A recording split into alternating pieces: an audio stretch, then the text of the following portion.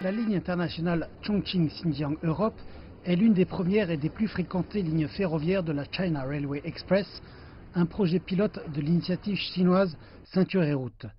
Depuis son ouverture en 2012, plus de 10 000 trains sont passés par la porte de Korgos, à la frontière sino-kazakh, connectant les clients des marchés côtiers chinois aux entreprises de toute l'Eurasie.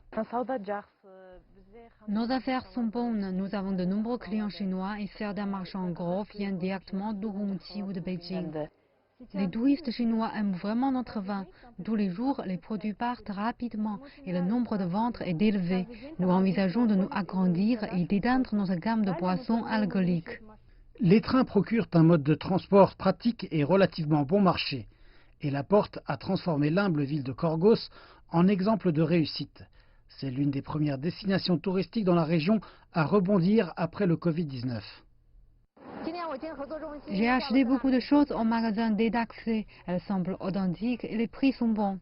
Pendant le festival d'achat du congé national, nos ventes quotidiennes atteignaient 400 000 yuan. Nous menons à la fois des activités en ligne et hors ligne, particulièrement avec des influenceurs en ligne. Celles-là ont contribué à créer une nouvelle dynamique économique pour les clients et les entreprises à la fois chinois et étrangers. Le dirigeant chinois a dit en juillet que le pays créerait un nouveau type de développement avec le marché intérieur comme pilier. Certains se sont demandé si c'était là un signe que la Chine se tournait vers davantage de protectionnisme commercial. La dynamique double de l'économie chinoise, à savoir avec des stimuli à la fois de l'extérieur et de l'intérieur, est un système stable. Mais dépendre uniquement du marché mondial n'est pas soutenable. Tout pays le sait.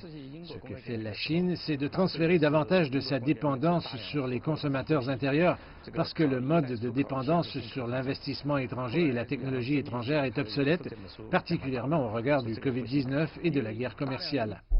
Les décideurs chinois devraient révéler l'essentiel du 14e plan quinquennal en fin de semaine, procurant davantage de détails sur la manière dont la deuxième plus grande économie mondiale envisage d'adapter ses politiques à un monde en changement rapide.